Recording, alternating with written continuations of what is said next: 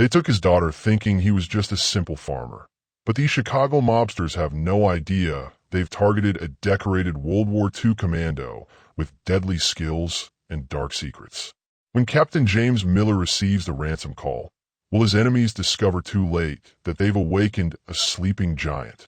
The phone rings while I'm feeding the chickens on this cold October morning. My old bones ache from the coming frost, but I've worked this land for 30 years since coming home from the war. The hens scatter as I rush to the house, wiping my muddy boots on the porch steps. Something about that ring feels wrong. Nobody calls at 6 in the morning unless there's trouble. Miller Farm. I answer, my voice rough from years of cigarettes I quit too late. Listen carefully, Mr. Miller. The voice is deep, with a city accent that doesn't belong in our rural county. We have your daughter. My heart stops dead in my chest. The coffee mug slips from my fingers, shattering on the kitchen floor. Emma. My beautiful Emma, who just started her second year at State College. Who is this? What do you want? My voice sounds strange to my own ears. $50,000. Cash. You have 3 days. 50,000? I almost laugh through my panic. My farm barely breaks, even most years. I don't have that kind of money, I tell him, my free hand gripping the counter so hard my knuckles turn white. Then I suggest you find it, old man. Sell your farm. Rob a bank. I don't care. But if you call the police, we'll mail her back to you in pieces. I hear Emma scream in the background. The sound cuts through me like a bayonet. Daddy, help! Her voice cuts off suddenly. Proof of life, the man says coldly. 3 days. We'll call with drop instructions. The line goes dead. I stand frozen, coffee spreading across the worn linoleum floor. I stumble to the living room wall where Emma's college photo hangs next to her mother's. Sarah's been gone 7 years now. Cancer taking her too young. What would she tell me to do?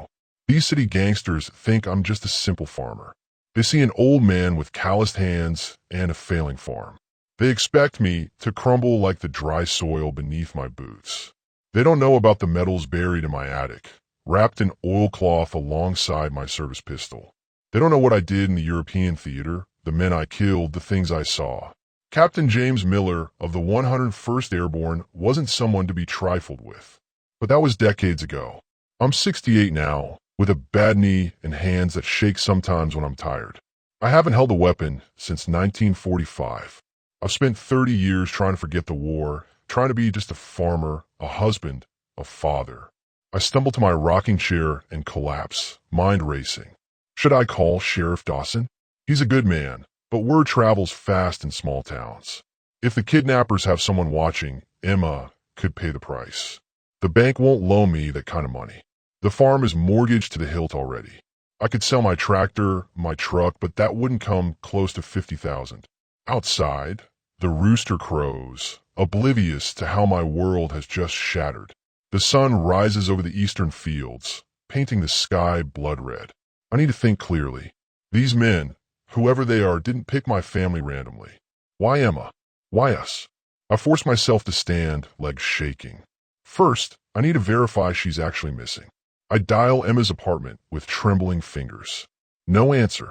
I call her roommate Jenny, who answers sleepily. Mr. Miller? It's so early. Jenny, is Emma there? No, she went home last night. Some emergency with her uncle? A man came to get her with a message from you. My blood turns to ice. We have no living uncles. When exactly was this, Jenny? Around 8 last night. She packed a bag really quick.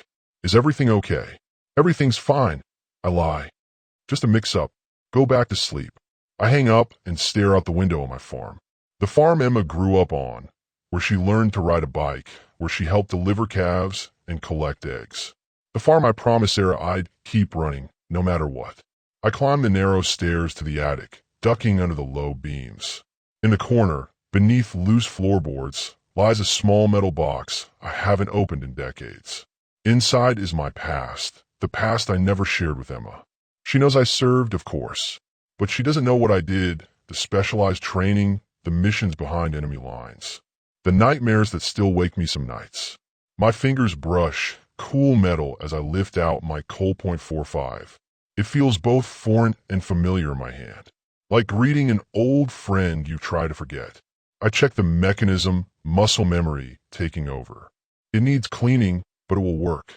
I load it with ammunition that's older than Emma and tuck it into my waistband. The phone rings again, making me jump. I race downstairs, nearly falling in my haste. Hello. Dad. Emma's voice is shaking, terrified. Dad, I'm scared. They say they'll hurt me if you don't pay. Emma, listen to me.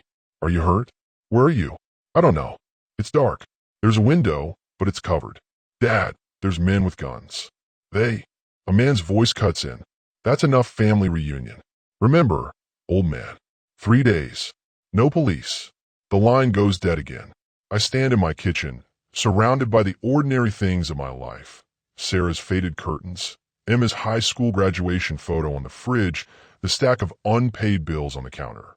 3 days to save my daughter's life. 3 days to become the man I left behind in Europe all those years ago. I look at my reflection in the window. The farmer is gone. Captain Miller is back. Blood pounds in my ears as I step onto my front porch. The morning sun can't burn away the chill that's settled in my bones. My neighbor Tom's rusty pickup truck kicks up, dust on my driveway. He waves as he pulls up, but his smile fades when he sees my face. James, you look like you've seen a ghost. I've known Tom Harris for 20 years. We share tools, help with harvests, drink beers on Saturday nights. But can I trust him with this? With Emma's life at stake? Just didn't sleep well, I mutter. Tom climbs out of his truck, concern written across his weathered face. Well, I brought those tractor parts you asked for last week. He studies me closer. You sure you're okay? You're white as a sheet. I need allies, but I need to be careful. Tom, if you needed money fast, a lot of money, where would you get it? His eyebrows shoot up. Bank troubles again? I told you that new mortgage was trouble. It's not that. I hesitate, weighing my words. It's Emma. Some men have her. They want $50,000. Tom's face drains of color. Jesus Christ, James. We need to call Sheriff Dawson right now. I grab his arm as he reaches for his phone. No police. They said they'd kill her. Tom runs a hand through his thinning hair. Who would take Emma? This doesn't make sense. I don't know. But even as I say it, a cold feeling creeps on my spine. Maybe this isn't random at all. Come inside. I tell him, leading the way back into my kitchen. I pour us both coffee with shaking hands, spilling some on the counter. When did this happen? Tom asks, dropping his voice as if the kidnappers might be listening. They called this morning. Took her from college last night. Told her there was a family emergency. Tom's eyes narrow. But why your family? We're just farmers out here. Nobody has that kind of money. His words echo my thoughts from earlier, and something clicks in my brain. Maybe they don't want the money. Maybe that's just an excuse. What do you mean? I hesitate, then decide to trust my oldest friend. Tom, there's something about me you don't know. Something from before I moved here. I stand and lead Tom to the stairs. I need to show you something. In the attic, I pull out not just the metal box with my service pistol, but a larger wooden crate hidden behind old Christmas decorations. I blow dust off the top and unlatch it. I wasn't just any soldier in the war. I tell Tom as I open the lid. Inside are my uniforms, my jump wings, photographs of my unit, and the citations for my medals, including a silver star I've never displayed. Tom's eyes widen. 101st Airborne? You were a paratrooper? Not just that. I was part of a special reconnaissance unit. We dropped behind enemy lines before D-Day. Gathered intelligence, disrupted supply lines, removed. I pause. Obstacles. Understanding dawns on Tom's face. You were killing Nazis before the invasion. I nod grimly. My unit captured a high-ranking intelligence officer in '44. Friedrich Salvatore, Italian father, German mother. He had information about troop movements, weapons caches. After we question him, we send him to command. I lift a faded photograph from the crate. 5 young men in uniform, arms around each other's shoulders, exhausted but grinning. That's me. I point to a lean, hard-eyed soldier in the center. That's Marco Bellini. I indicate a dark-haired man to my right. We were close, like brothers. He was from Chicago. After the war, I lost touch with everyone except Danny. I point to another soldier. He died 10 years ago. Tom sits heavily on an old trunk. You think this has something to do with Emma's kidnapping? After all these years, I don't know, but the man on the phone had a Chicago accent. I rub my face. It can't be a coincidence. A sudden thought strikes me like lightning. I dig through the box frantically. What are you looking for? Tom asks. A notebook. Danny gave it to me before he died. Said I might need it someday. I thought he was just being dramatic. My fingers close around a small leather journal. Inside are names, addresses, phone numbers, some crossed out, some with notes beside them. Marco Bellini, I read. Last known address in Chicago, 1972. I flip pages. Here's a more recent note. Marco seen with Vittorio Salvatore, 1985. Tom's eyes widen. Salvatore? Like the Nazi officer you captured. His son. My mouth goes dry. Danny was keeping tabs on everyone, and he thought Marco was connected to the Salvatores. But why would they come after you now? After all this time? Before I can answer, the sound of breaking glass shatters the quiet. We rush to the small attic window. Black smoke billows from my barn. Fire, Tom shouts, already running for the stairs. We burst outside into the yard. Flames engulf the old wooden structure where I store hay, tools, and the few pieces of farm equipment I own. The heat hits us like a wall as we approach. The tractor. I yell, thinking of the loan I still owe on it. Too late. Tom grabs my shoulder. It's gone, James. We need to call the fire department before it spreads to the house. As he pulls out his phone, Mai catches movement near the tree line. A figure watches us from the shadows. When our eyes meet, he doesn't run. Instead, he steps forward just enough for me to see his face. Older, lined, but I'd know it anywhere. Marco, I whisper. The man raises his hand in what might be a salute, then disappears into the woods. Tom follows my gaze. Who's that? Did you see someone? The phone in my pocket vibrates. The caller ID shows unknown. Yes. I answer, my mouth dry. Like our warning, Captain Miller. The same voice from this morning. The barn today. Tomorrow. Maybe we start sending pieces of your daughter back? Clock's ticking. How do I know she's still alive? I demand. There's a pause. Then Emma's voice comes on the line. Dad? Dad, please help me. I'm coming for you, Emma. I promise before the kidnapper takes back the phone. $50,000, Captain. And we want something else too. The documents your unit took from my father. My blood turns to ice. What are you talking about? Don't play dumb, old man. The intelligence reports. The names. Bring everything to the abandoned Wright warehouse at midnight tomorrow. Come alone or she dies. The line goes dead. Tom stares at me as fire engines wail in the distance. James, what documents is he talking about? What names? I look toward the woods where Marco disappeared. I don't know, but I think Marco does. I check my pistol, tucking it back into my waistband, and I'm going to find him. The fire trucks arrive, red lights flashing against the smoke-filled sky. As the firefighters jump out, I slip away toward the tree line, following the path where I saw Marco. Behind me, my barn collapses in a shower of sparks and flames, taking with it the simple farmer's life I thought I had built. The woods behind my farm are thick with autumn colors, leaves crunching under my boots as I follow Marco's trail. My breath comes out in white puffs in the cold air. Behind me, my barn still smolders. Ahead, only questions. Why is Marco here after all these years? Is he working with the Salvatores? Did he betray Emma? The trail leads to Clover Creek, where an old fishing cabin sits weathered and gray against the trees. Smoke curls from the chimney. Someone's home. I check my pistol, the weight strange but comforting in my hand. The skills from 30 years ago rush back. How to move silently, how to approach from the blind side, how to control my breathing. I circle the cabin, peering through a dirty window. Marco sits at a wooden table, head in his hands, a bottle of whiskey beside him. He looks old, broken, not the smiling young soldier who saved my life twice in France. I could shoot him now through the glass. Part of me wants to. Instead, I kick the door open, pistol aimed at his chest. Hello, Marco. He doesn't even flinch. I wondered how long it would take you. His voice is rough with age and alcohol. Still moving well for an old man, Jimmy. Where's my daughter? I demand, stepping inside, but keeping the gun steady. Marco pours himself another drink with shaking hands. I don't know exactly. One of Vittorio's warehouses, I think. Vittorio Salvatore? The name tastes bitter in my mouth. Friedrich's son? Marco nods wearily. He's been looking for you for years. Ever since his father died in '83. I moved closer, keeping the pistol trained on him. Why now?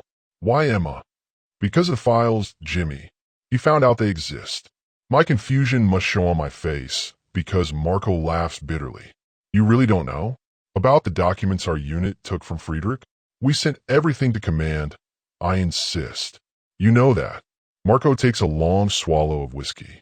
Not everything. The captain kept some files. Insurance, he called it. Captain Roberts. Dead at Bastogne with half our unit. A good man, but cautious. Always planning 3 steps ahead. What files? I press. Names. Dates. Bank accounts. Marco's eyes meet mine, haunted. A list of every American businessman who worked with the Nazis. Who helped them hide money, art, gold before the end of the war. Powerful people, Jimmy.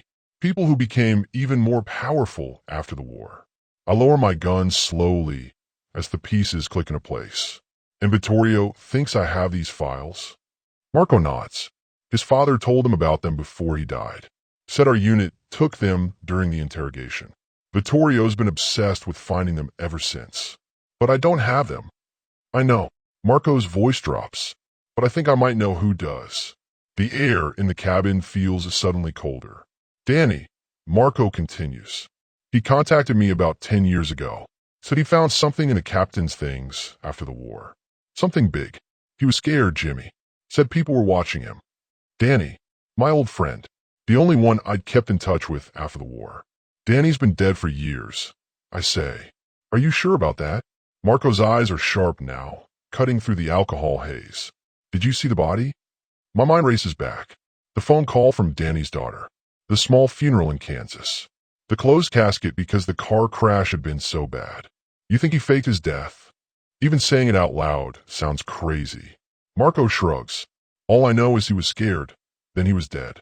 And the files disappeared again. I holster my pistol and sink into the chair across from him. So Vittorio took Emma thinking I have these files? That I know where Danny is? Probably. Marco pushes the whiskey bottle toward me. I ignore it. Why didn't you warn me? Why are you working with them? Pain flashes across Marco's face. They have my grandchildren, Jimmy. My daughter doesn't even know. They've been using me to find you for years. He pulls out his wallet with trembling hands, shows me a photo of 2 small children, Sophia and Antonio. They'll kill them if I don't help. The rage that's been building in me deflates. I understand family loyalty all too well. What do they want me to do? I ask. Bring the files to the old Wright warehouse at midnight tomorrow. Or tell them where Danny is. But I don't know either of those things. Marco looks at me solemnly. Then you'd better figure out quick, or Emma's dead. I stand up, my mind racing. I need to find Danny, or at least figure out what happened to him. Vittorio's men are watching your farm, Marco warns. They'll follow you. Let them, I say grimly. I've got nothing to hide because I don't know anything. Marco stands too, shakily. I have to get back before they notice I'm gone. They got a man watching my grandkids while I'm here. He hesitates, then pulls something from his pocket. Take this. It's all I have left from Danny. It's a faded photograph, creased and worn. Our unit in front of French farmhouse. Me, Marco, Danny, the captain, and Johnson, who didn't make it home. But there's something scribbled on the back in Danny's messy handwriting. When the devil comes calling, remember where the angels fell. What does it mean? I ask. Marco shakes his head. I don't know, but Danny made me promise to give it to you if anything happened to him. I tuck the photo into my shirt pocket. I'm going to find Emma, and then I want to find Vittorio Salvatore and make him pay. The Jimmy Miller I knew died in the war. Marco says quietly, You've been playing farmer for too long. I think of the nightmares that still wake me. The faces of men I've killed. The sound of bones breaking out of my hands. That Jimmy Miller has been waiting to come back, I tell him. As I turn to leave, Marco calls after me. Be careful, old friend. Vittorio isn't his father. He's worse. Cold. Calculating. I've dealt with worse. I say, though I'm not sure it's true. Outside, the afternoon sun slants through the trees. I have 36 hours to save my daughter. 36 hours to solve a mystery from 30 years ago. And somewhere out there is Danny, dead or alive, with the answers. I start walking back toward my farm, mind spinning. When the devil comes calling, remember where the angels fell. What did Danny mean? Angels falling makes me think of paratroopers. Our unit. And suddenly, with crystal clarity, I know exactly where to start looking. The drive to Danny's old house takes 3 hours, my truck eating up the miles as the sun begins to set.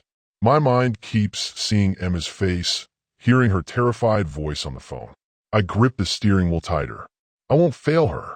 Danny's property sits abandoned at the end of a long dirt road, the mailbox rusted and tilting. According to his daughter, no one's lived here since the funeral. The for sale sign is weathered and faded. Not many people want a house this far from anywhere. I park and approach carefully, watching for signs of anyone else. The tall grass whispers against my legs. The porch steps creak under my weight, loud in the country silence.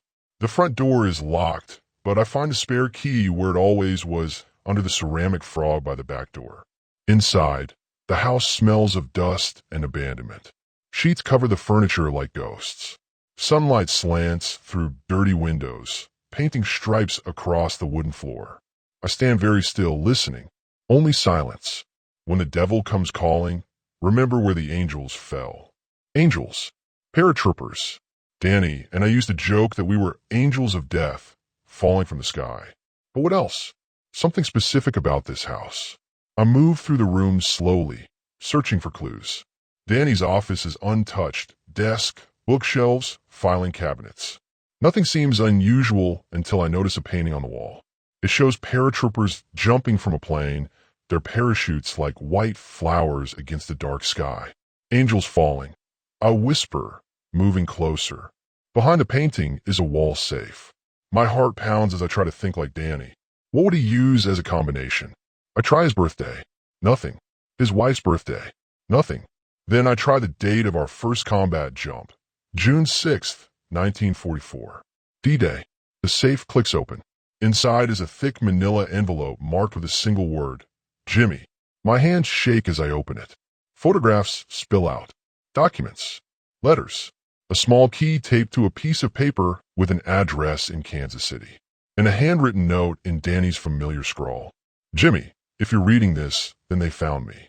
The files are hidden where no one will look. The key opens a locker at the Kansas City bus terminal. Inside is everything you need. Trust no one, not even Marco. They're everywhere. I'm sorry to bring this to your door, but you're the only one I can trust. Watch your back. They'll kill for these files. Danny. I stare at the note, my blood turning cold. Danny knew they were coming for him. He planned for it, and he sent me a warning from beyond the grave. The sound of tires on gravel shatters the silence. Someone's coming. I quickly pocket the key and address, stuffing the envelope inside my jacket. Moving to the window, I peer through dusty curtains. A black sedan parks behind my truck. 2 men in dark suits step out, looking around cautiously. Not locals. Not with those suits and city haircuts. My gut tells me they're Salvatore's men, and they've been following me. I slip out the back door as they approach the front, keeping low in the tall grass. I circle wide around the property, using overgrown hedges as cover. One man stays on the porch while the other heads behind the house, hand inside his jacket where a gun would be. My old training takes over. I become a ghost, moving silently through the brush. The second man passes within 3 feet of me without noticing. I hold my breath until he's passed, then continue my circle toward my truck. The first man kicks in Danny's front door. I hear it splintering, then voices shouting inside the house. I don't have much time. I reach my truck, slide in quietly, and turn the key. The engine roars to life, and I stomp on the gas, spinning gravel as I accelerate down the driveway. In the rearview mirror, I see the men running from the house, shouting and pulling guns. Too late. I'm already turning onto the main road, pushing my old truck faster than it's gone in years. The black sedan follows, but I know these country roads better than they do. I take a sharp turn onto a narrow farm track, then cut across an open field, bouncing wildly over the uneven ground. By the time I reach the highway, the sedan is nowhere in sight. But I know they're still coming. They'll track me to Kansas City. I need to move fast. Night has fallen by the time I reach the city. The bus terminal is nearly empty. Just a few tired travelers dozing on plastic chairs. I find the lockers along the back wall, scanning for the number on Danny's note. Locker 217. The key fits perfectly. Inside is another envelope, thicker than the first. My hands shake as I open it. Photographs, documents, bank records, all pointing to the same terrible truth. American business leaders, politicians, even military officers who worked with the Nazis during the war, who helped them hide their stolen wealth, their looted art, their gold. Names that would shake the foundations of the country if revealed. And at the bottom of the stack, a familiar name jumps out at me. Salvatore. Not Friedrich or Vittorio, but Robert Salvatore, a wealthy Chicago businessman. According to Danny's notes, Robert helped Friedrich and other Nazi officers smuggle gold from Europe before the end of the war. Robert Salvatore, Vittorio's uncle. Now I understand. These files aren't just history. They're a threat to powerful people who are still alive. People who would kill to keep their secrets buried. My phone rings, startling me. Unknown number. Yes. I answer cautiously. Time's running out, Miller. Vittorio's voice is calm, almost friendly. Did you find what I'm looking for? I found some Danny's old things, I say carefully. But no files about your father. Don't lie to me. His voice hardens. My men saw you at the house. They know you found something. I stay silent, mind racing. Let me speak to Emma. I demand finally. There's a pause, then Emma's voice comes on the line. Dad? Dad, please just give them what they want. Emma, listen to me. I'm coming for you. I promise. Be brave, baby girl. Vittorio takes back the phone. Very touching. Bring everything you found to the right warehouse at midnight. No police, no tricks. Or your daughter dies screaming. The line goes dead. I check my watch. 3 hours until midnight. Not much time to prepare. As I drive back toward my farm, I think about calling Sheriff Dawson. But who knows how far Salvatore's influence reaches. The files in my passenger seat implicate some of the most powerful people in the country. I can't trust anyone. I pull over at a roadside diner. Ordering coffee, I don't drink while I think. The files are my only leverage. If I hand them over, Vittorio has no reason to keep Emma alive. If I don't, he'll kill her for sure. Unless I can find a third option. An old payphone stands outside the diner. I drop in coins with trembling fingers and dial a number I haven't called in years. Hello. A woman's sleepy voice answers. Catherine, it's James Miller. Danny's friend. Silence, then. Uncle Jimmy?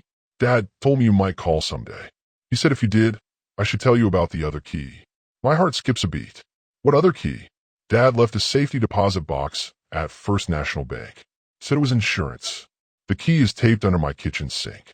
He made me promise only to tell you if you called and specifically mention his name. I need that key, Catherine. It's about Emma. She's in trouble. 20 minutes later, I'm back on the road with a new destination. An hour after that, I have the contents of Danny's safety deposit box, a small USB drive, and a handwritten note. Digital backup of everything. Use it wisely. Now I have a plan. A dangerous one, but the only chance to save Emma. As I drive toward the abandoned Wright warehouse, I call Tom from a gas station payphone. Tom, I need your help, I say when he answers. No questions, just listen carefully. Midnight approaches as I pull up to the warehouse, a looming shadow against the night sky. The envelope of files sits heavy in my jacket. The USB drive is hidden elsewhere, my insurance policy. I check my gun one last time, knowing I might not leave this place alive. But if I don't, Emma will. That's all that matters now. Taking a deep breath, I step out of my truck and walk toward the warehouse door. Light spills from beneath it. They're waiting for me. I push the door open, stepping from darkness into harsh fluorescent light. The warehouse is mostly empty, just some old machinery and crates. In the center stands Vittorio Salvatore, silver-haired and elegant in an expensive suit. 4 men with guns flank him. And there, tied to a chair with tape across her mouth, is Emma. Her eyes widen when she sees me. She tries to speak through the tape, shaking her head frantically.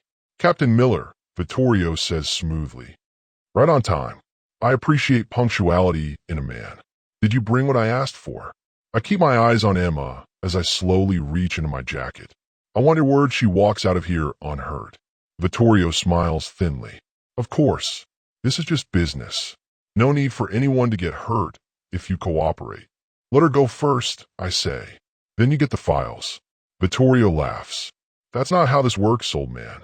Files first. I pull out the envelope slowly. It's all here. Everything Danny had about your father. About your Uncle Robert and the Nazi gold. Vittorio's smile falters slightly at the mention of his uncle. Very good. Bring them here. I walk forward cautiously, envelope extended. One of Vittorio's men takes it, handing it to his boss. As Vittorio starts to examine the contents, a new voice calls from the shadows. Hello, Jimmy. It's been a long time. I turn slowly, disbelieving. Walking from behind a stack of crates is a face I thought I'd never see again. Danny. Alive. Danny. The name escapes my lips as a whisper. My dead friend stands before me, older but unmistakably alive. His hair has gone white, his face more lined, but those sharp eyes still burn with intelligence. Vittorio looks between us, smiling coldly. You see, Captain Miller, I've had your friend as my guest for quite some time. We've been having fascinating conversations about the war, about your unit, about those missing files. Emma makes muffled sounds behind her gag, her eyes wide with fear and confusion. I want to run to her, but two of Vittorio's men move forward, blocking my path. Ow! I asked Danny, my voice hoarse with shock. Your daughter told me you were dead. There was a funeral. Danny's smile is sad. Catherine did what I told her to. She's a good girl. He turns to Vittorio. I kept my end of the bargain. I brought him here. Now let the girl go. Vittorio laughs, the sound echoing in an empty warehouse. Patience. First, I need to verify these files are complete. He gestures to one of his men, who brings a laptop. Vittorio begins feeding papers into a scanner, his eyes darting over the information appearing on the screen. What have you done, Danny? I ask, my voice low. Danny won't meet my eyes. What I had to do to stay alive. I'm sorry, Jimmy. He's been quite cooperative, Vittorio says without looking up from the laptop. Ever since my men found him instead of his faked accident. Amazing what people will do when properly motivated. I look at Danny's hands and notice for the first time that 2 fingers are missing from his left hand. My stomach turns. I held out for a long time, Danny says, following my gaze. But everyone breaks eventually. Vittorio makes a dissatisfied sound. These appear to be the original documents, but where's the master list? He looks up at me, eyes cold. The index that ties everything together? The one with my uncle's name and all the others. I don't know what you're talking about. I say truthfully. Vittorio nods to one of his men, who rips the tape from Emma's mouth. She gasps in pain. Dad, she cries. Don't give them anything. They're going to kill us anyway. The man backhands her hard across the face. Blood trickles from her split lip. My vision goes red with rage. I lunge forward, only to be grabbed by 2 of Vittorio's men. They force me to my knees, a gun pressed to the back of my head. Where's the complete set of files? Vittorio asks calmly. I gave you everything I found. I insist. Vittorio sighs dramatically. I was hoping to avoid unnecessary unpleasantness. He pulls a knife from inside his jacket. Perhaps your daughter can help refresh your memory. He walks toward Emma, the blade glinting in the harsh light. Stop, Danny shouts suddenly. I have what you want. The complete set. Digital copies. Vittorio turns, eyebrows raised. Where? Danny pulls a flash drive from his pocket. Insurance policy. In case you decided to kill me after you got what you wanted. Vittorio's smile doesn't reach his eyes, which I still might. He takes the drive and hands it to his man at the laptop. Verify this. While they're distracted, I make eye contact with Emma. I nod slightly toward the door, trying to communicate my plan. Her eyes widen slightly in understanding. It's password protected, Danny says. I'll need to enter it myself. Vittorio gestures to the laptop. Danny types slowly, his remaining fingers awkward on the keyboard. There, he says, stepping back. Everything my captain took from Friedrich Salvatore in 1944. Names, accounts, connections. Your family's Nazi collaboration in all its glory. Vittorio's face darkens as his man scrolls through the files. My family did what was necessary to survive, to protect our interests. My father was a patriot, just for a different side than yours. He was a Nazi, I spit, and you're no better. Vittorio smiles thinly. Better is subjective, Captain Miller. But alive? Alive is objective. And sadly, you and your daughter won't be among the living much longer. He nods to his men. Kill them all. Make it look like a drug deal gone wrong. As the men raise their guns, the warehouse is suddenly plunged into darkness. The power has been cut, just as I arranged with Tom. In the momentary confusion, I drive my elbow back hard into the stomach of the man behind me. His gun fires, the muzzle flash briefly illuminating the chaos. I hear Emma scream, Danny shout, men cursing in the darkness. I roll to the side, feeling for my concealed pistol. Another gunshot. Someone falls heavily nearby. I crawl toward where Emma was sitting, guided by her frightened breathing. Emma, I whisper. It's me. I find her chair, my fingers working at the ropes, binding her wrists. Outside, car engines roar to life. Tom with the sheriff right on time. Dad, she whispers back. There's something I need to tell you. Her words are cut off by more gunfire, closer this time. A bullet ricochets off the concrete floor beside us. Later, I promise, finally freeing her hands. Now we run. I pull her up, and we stumble toward what I hope is the exit, staying low. The emergency lights flicker on, casting an eerie red glow over the warehouse. I see Danny grappling with one of Vittorio's men near the laptop. Vittorio himself is nowhere to be seen. We're almost at the door when a shot rings out behind us. Emma cries out, stumbling against me. My heart stops. Emma, I'm okay, she gasps. It just grazed me. Blood darkens her sleeve, but she's right. It's just a graze. Relief floods me, quickly replaced by cold fury. I push her behind a stack of crates. Stay here, I command.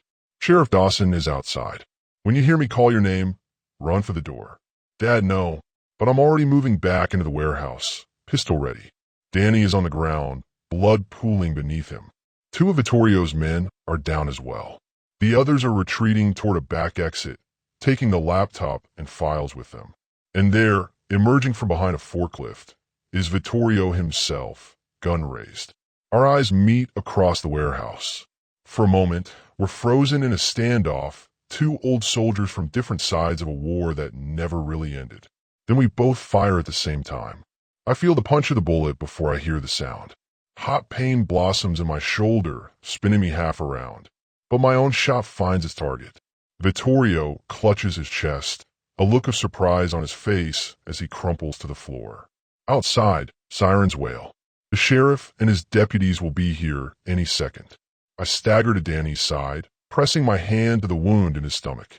Jimmy, he gasps. I tried to protect you all these years. Save your strength, I tell him. Help is coming. He grips my arm with bloody fingers.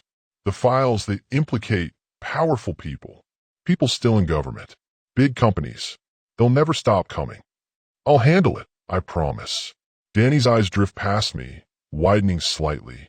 Behind you, I turn to see Vittorio rising to one knee, gun raised for a final shot. I dive to the side as he fires, the bullet missing me by inches. I return fire twice, center mass just like they taught us in the war. Vittorio falls for the last time, his gun clattering across the concrete floor. Emma, I shout. Now! She runs from her hiding place toward the exit. As she passes, a shaft of light from the opening door illuminates something strange. A small tattoo on her wrist I've never seen before. Some kind of shield or badge. The door bursts open and Sheriff Dawson leads his deputies in, guns drawn. Tom is right behind them. James! Tom calls. Thank God you're alive. I wave weakly, the pain in my shoulder suddenly overwhelming. As darkness closes in around me, my last thought is of that strange tattoo on my daughter's wrist and Danny's words echoing in my head. They'll never stop coming. I wake up in a hospital room, the steady beep of monitors filling the silence. My shoulder is heavily bandaged, pain throbbing beneath the medication's fog. Sunlight streams through the window. I've been out for hours. Welcome back, old man. My eyes focus on Tom, sitting in a chair beside my bed. He looks exhausted, his clothes rumpled as if he's been here all night. Emma. I croak, my throat dry. Tom's face softens. She's fine, getting her arm bandaged in another room. Sheriff Dawson's with her. Relief floods through me. And Danny. Tom's expression tells me everything. I'm sorry, James. He didn't make it. I close my eyes, grief washing over me. Danny, who I thought was dead already, now truly gone. After everything he went through, everything he tried to do to protect us. The others? I ask. Vittorio Salvatore is dead. 2 of his men were killed in the shootout. The rest got away with the files. I let out a slow breath. Not all of them. Tom leans forward. What do you mean? With effort, I reach for the water glass beside my bed. Tom helps me drink before I continue. I made a copy of everything. I whisper. The USB drive is hidden in the lining of my boot. The one I taught Emma about when she was little. Our emergency hiding place. Tom's eyes widen. Jesus, James. Those files must be dynamite if Salvatore was willing to kill for them. They are, I confirm. Names of powerful people who collaborated with the Nazis. People still in positions of power. The door opens and Sheriff Dawson enters. He's a big man with a perpetually worried expression, now deepened by the events of last night. Miller, he nods. You've got some explaining to do. Got 2 dead mobsters and a Chicago crime boss in my jurisdiction. Not to mention a firefight in an abandoned warehouse. They kidnapped my daughter.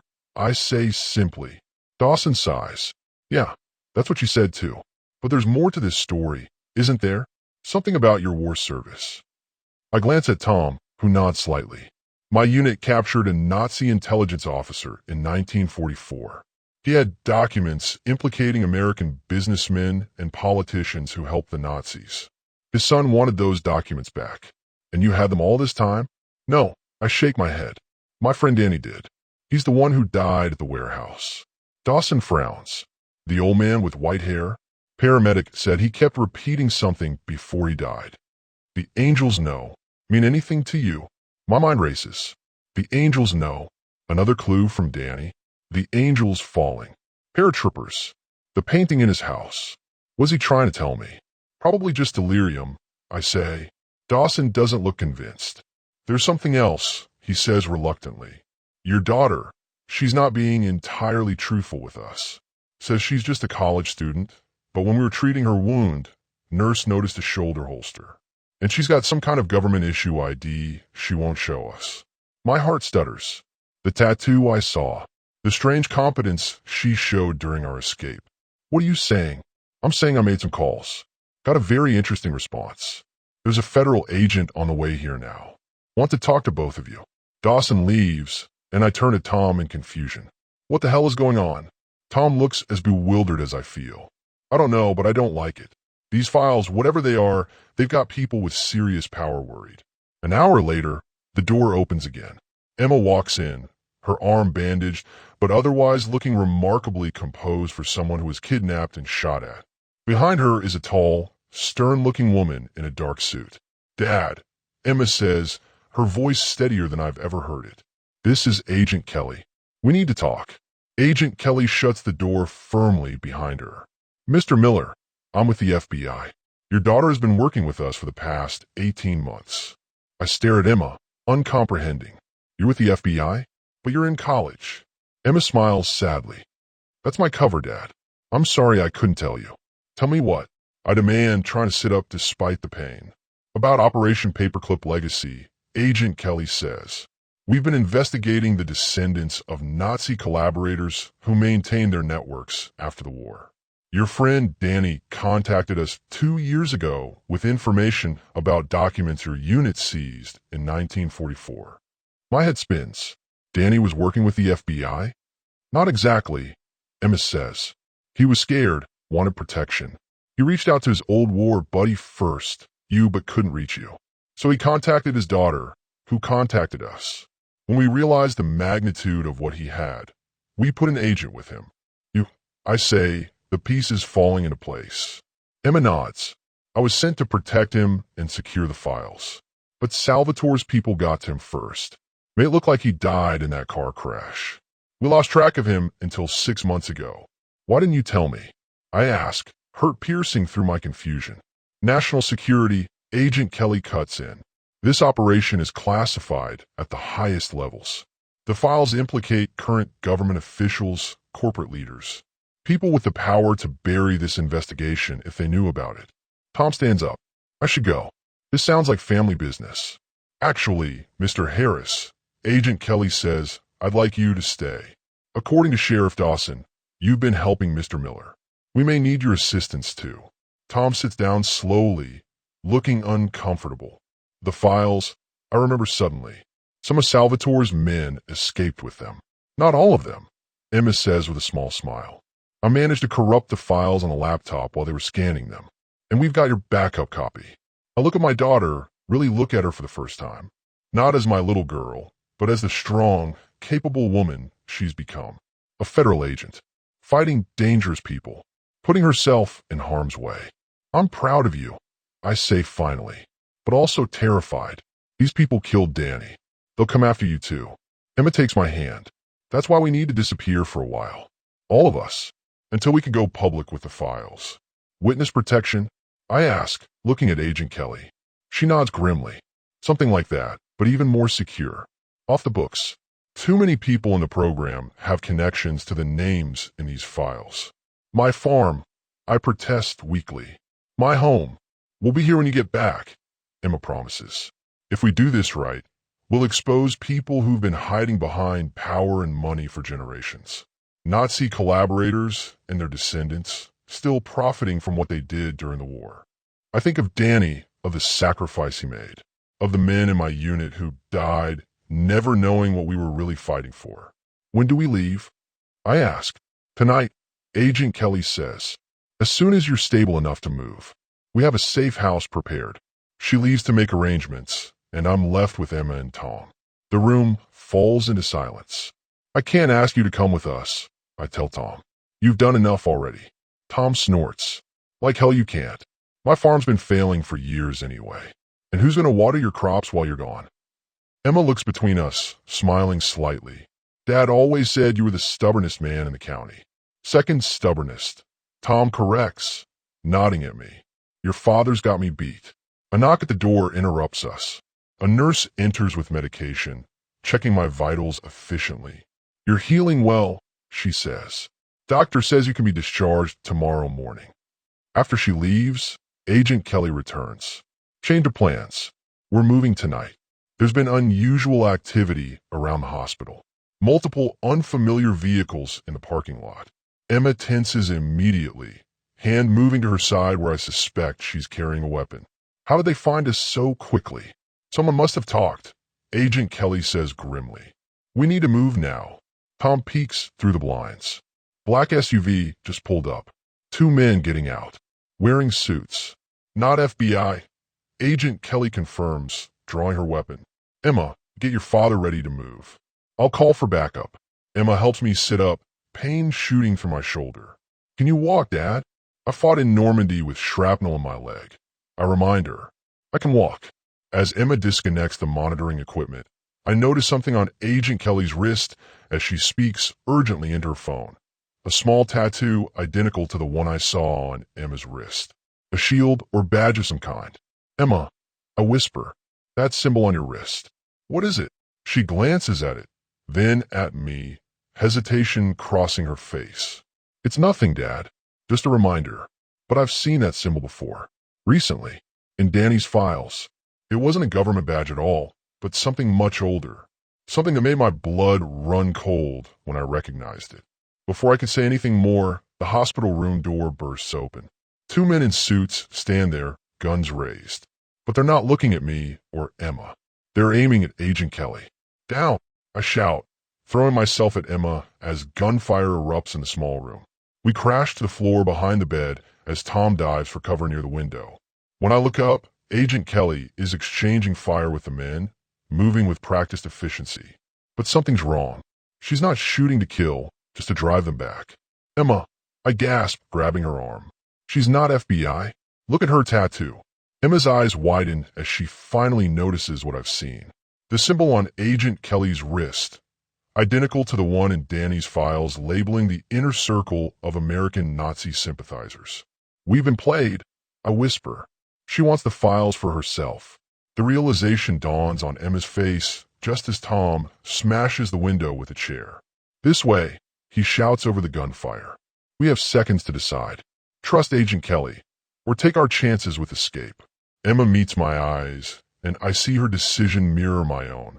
Without a word, we scramble toward the broken window, toward uncertainty, but away from the lies that have followed us since that fateful day in 1944 when my unit captured a Nazi officer with secrets that would change our lives forever. Marco stepped out of his truck with his hands raised high in the air. Blood trickled from a cut above his eye. The headlights cast long shadows across his worried face. James, you need to listen to me right now. It's not what you think. I kept my pistol aimed at his chest, not trusting the man who had betrayed me to Salvatore. The cold night air filled my lungs as I tried to steady my breathing. You've got 30 seconds before I leave you on this road, I growled. Marco's eyes darted to the trees around us. Michael never betrayed you. He's been working for the FBI for 3 years. He joined Salvatore's crew to gather evidence against them. My finger eased off the trigger slightly. My son wouldn't keep something like that from me. After your big fight, he wanted to make things right. He discovered Salvatore was moving into the county, so he contacted the FBI. He's been undercover ever since. Tom stepped forward from behind my truck. It's true, James. I've been his local contact. The revelation hit me like a punch to the gut. My own neighbor involved in this too? The trap at the mill isn't for Michael. Marco continued urgently. It's for you. Salvatore thinks you'll bring the documents there to trade for Emma. But if you go in alone, you're dead. I lower my gun slowly, my mind racing to piece everything together. If Michael was FBI, then what about? Tom pulled out his phone and tapped the screen with a shaking finger. There's something else you should know, James. He held up the phone.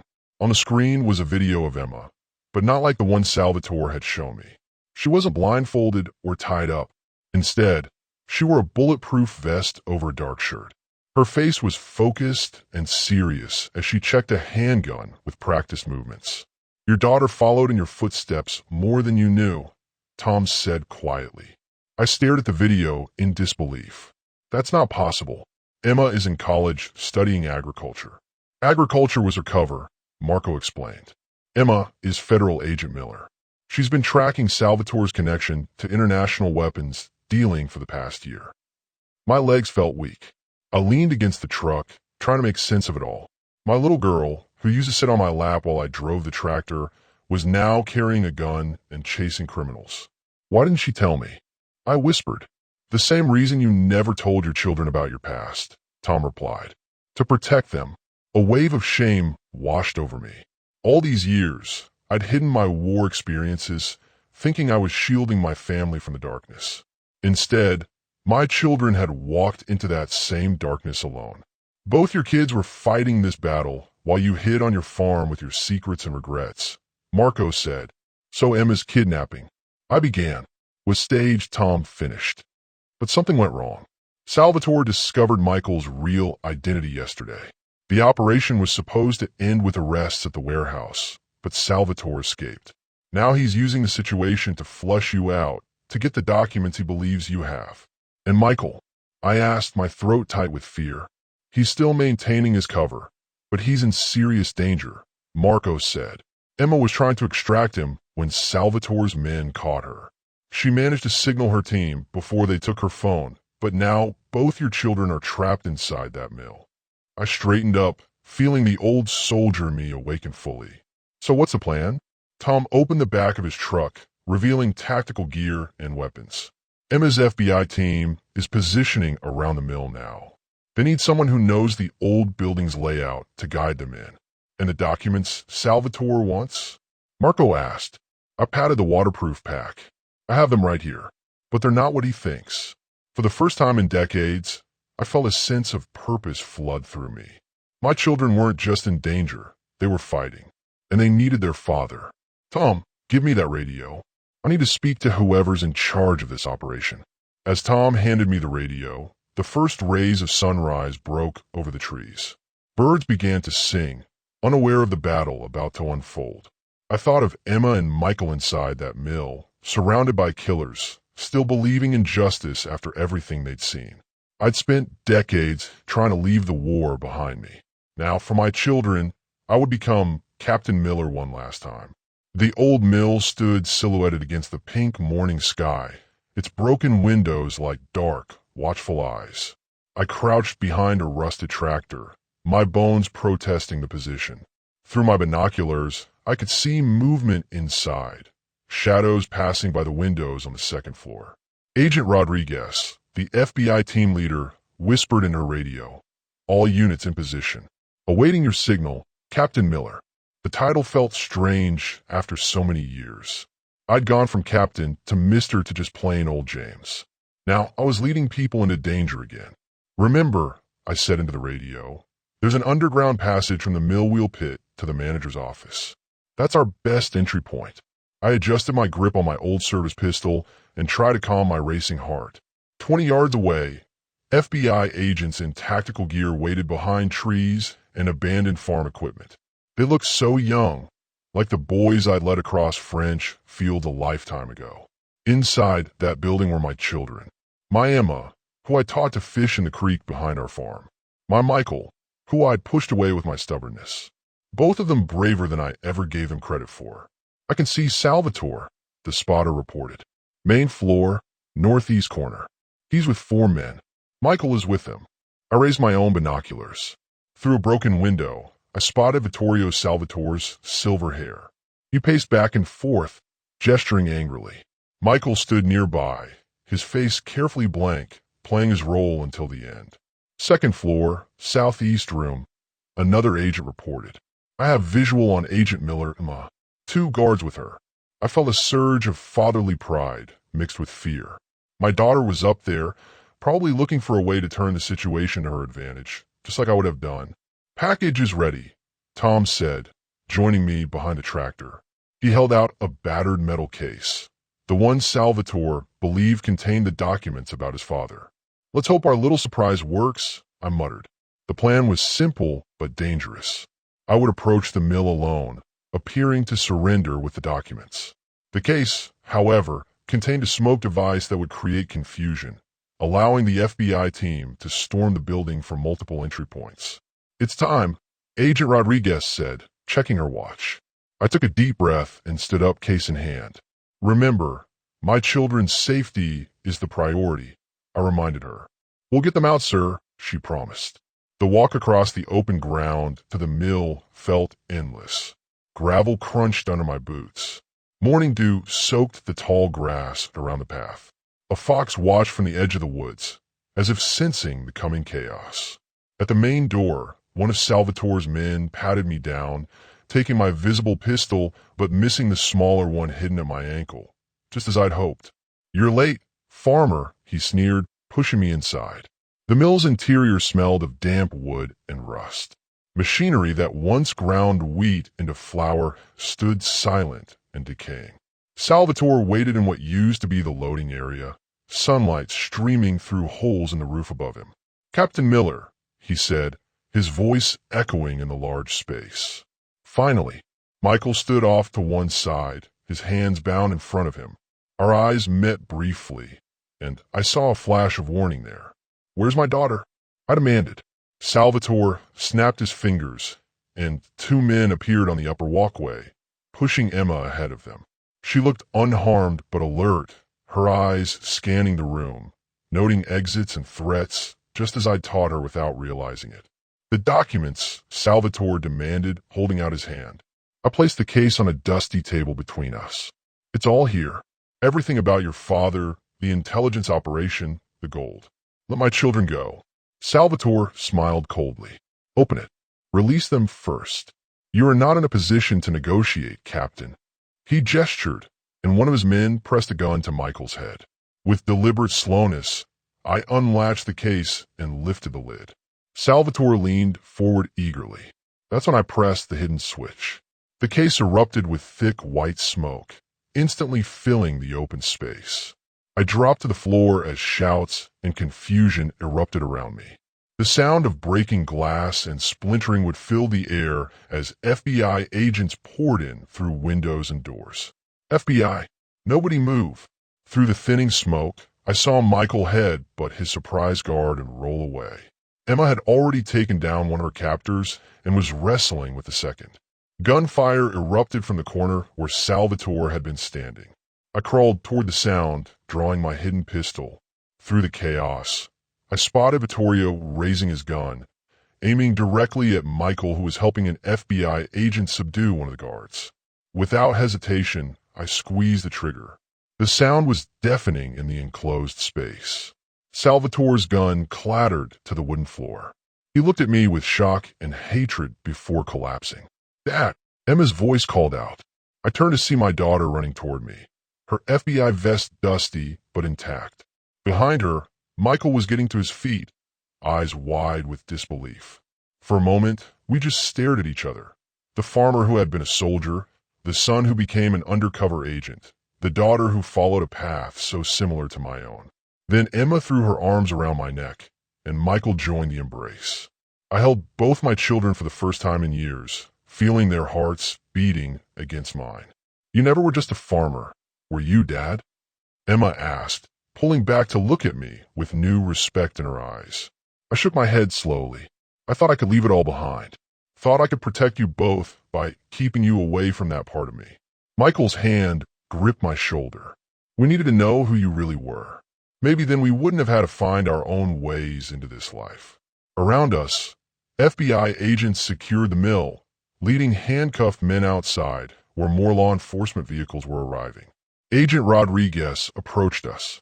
"Captain Miller, we found documents in Salvatore's office, evidence of weapons trafficking linked to former Nazi sympathizers. Your son's undercover work and your daughter's investigation have broken open a case we've been building for years." I looked at my children with wonder. The metals might be ashes in my burned barn, but my greatest legacy stood before me. "I'm sorry I wasn't honest with you both," I said quietly. "Some wars never really end. I thought I could keep mine buried." Emma smiled, wiping dust from my cheek. "Maybe now we can all stop fighting alone." As we walked out of the mill together into the bright morning light, I realized that some battles end not with a surrender, but with the truth finally coming to light. And sometimes, the bravest thing a soldier can do is to lay down the weight of secrets he's carried for too long.